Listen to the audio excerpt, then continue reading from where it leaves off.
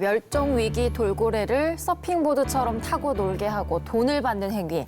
과연 대한민국은 선진국일까요? 돌고래는 사람이 타도록 이렇게 진화된 동물이 아니에요. 배를 타면 되죠, 배.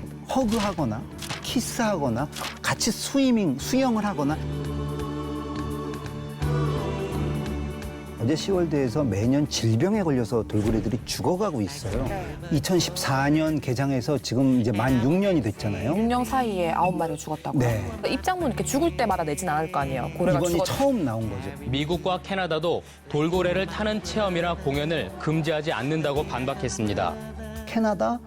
캐나다는 국회에서 아예 돌고래 사육을 금지시켰습니다. 그럼 핫핑스, 돌핀스는 시월드 좀 주시하고 있었던 곳인가요? 사실 처음 개장 때부터 저곳을 주시하고 있었습니다. 왜냐면 고래를 너무 많이 수집한다고. 이게 말이 안 되거든요.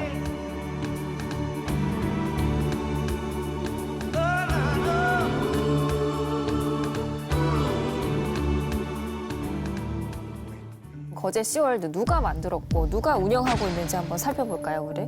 외국계 기업이라고도 얘기를 했고 외국인이, 국적이 외국인인 사람이 운영하고 있다는 것까지는 알고 있는데 어떤 곳인가요, 도대체? 림치용이라는 사람이 2010년에 거제시와 그런 MOU를 맺으면서 이 거제시 소유의 땅 8,000제곱미터, 그러니까 한 2,500평 정도의 땅을 무상으로 받았습니다. 그래서 그곳에 시설을 짓고 18년 동안 무상으로 운영을 하고 나중에 12년은 이제 유상으로 운영을 한 뒤에 나중에 그 시설과 부지를 거제시에 이제 기부 체납하는 조건으로 되게 큰 특혜를 베푼 거거든요. 엄청난 특혜네요. 엄청난 특혜죠. 그러니까 그때 어떤 분위기였냐면 해외 자본을 유치할 때 그 지방자치단체장의 어떤 능력이 뛰어나다라는 분위기가 일반적이었어요. 그래서 거제시 같은 경우에는 우리가 땅을 무상으로 줄 테니까 와라 그랬다가 이제 거제 시월드에서 들어오게 된 거죠. 처음에 거제 시월드가 설립을 하려던 최초 목적은 아쿠아리움이었어요. 그럼 시에서 150억, 우리가 150억 해서 300억짜리 아쿠아리움, 돌고래 아쿠아리움 만들자라고 했는데 시에서 이 정도의 자금이 투입돼서 민간이랑 합작 투자된 적이 없다고 하시더라고요. 그러면은 다 다운사이징해서 돌고래만 하자 이렇게 된 거예요. 그래서 이제 투자가 진행이 된 거고 기부 체납이라서 땅은 빌려줬으나 시의 세금을 진짜 1원 한 장 쓴 적이 없어요. 그러니까 물론 땅을 무상으로 사용을 하는 부분에 있어서 그게 특혜라고 하면은 특혜라고 이야기는 할 수 있겠지만 저희가 시의 세금을 쓴다거나 국민들의 세금으로 인해서 뭘 한다거나 그게 전혀 없습니다. 사실 처음 개장 때부터 저곳을 주시하고 있었습니다. 왜냐면 고래를 너무 많이 수집한다고. 다른 시설에서 보통 평균 3마리, 4마리, 많아야 5마리거든요. 네. 근데 저곳은 처음 개장할 때 20마리로 개장을 했단 말이죠. 이거는 저희가 약간 납득하기 힘들었어요. 그런데 나중에 봤더니 그 운영하는 회사가 외국계라고 하셨는데 뭐. 회사가 외국계고 한국 말고 이제 다른 나라에도 비슷한 시설들이 있으니까 그곳으로 어떤 세탁을 하려고, 그러니까 빼서 보내려고. 그러니까 왜냐하면 다른 나라의 경우 야생에서 붙잡힌 개체를 수입하는 건 규제가 까다롭지만 다른 시설에 있는 개체를 수입하고 수출하는 건 약간 규제가 느슨한 경우도 있거든요. 그런 것을 좀 활용을 하려고 했던 것은 아닌가. 그러니까 이제 2015년에 거제 시월드가 5마리의 돌고래를 이제 이미 들어와 있는 거를 반출하겠다. 이렇게 그러니 허가해달라. 이제 돌고래는 멸종 위기종으로 등록이 되어 있기 때문에 수출할 때 또 반출할 때 수입할 때 다 허가를 받아야 돼요, 환경부에.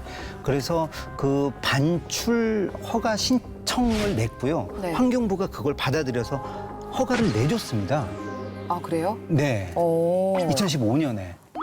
그래서 저희가 되게 반발을 했던 게 한국을 돌고래 세탁 국가로 만드는 것이냐. 바라보는 눈이 없으니까 그냥 신청만 들어오면 바로바로 승인을 내줬던 거죠. 거제 시월드는 일본에서 수입한 큰 돌고래 5마리를 터키로 수출하기 위해 최근 낙동강 환경유역청의 허가를 받았습니다. 수입에 아무런 규제가 없는 나라에 쉽게 수입해서 왜 다른 곳으로 팔려가는 거 이런 거에 대해서는 어떤 윤리적인 그 잣대를 들이대지 않으니까 And this is a business investment and business expansion for Korean company to expand their business to overseas, in this case Turkey.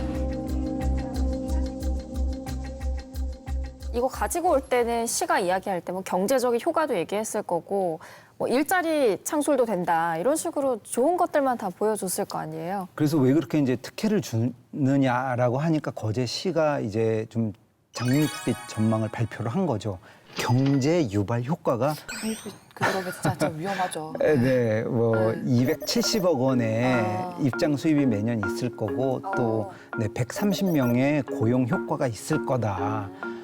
뭐 이제 처음에는 그런 식으로 해서 시민들의 어떤 그 반발을 무마시켰던 거죠. 네, 실제로 그만큼 수익이 나왔어요? 났나요? 아니요.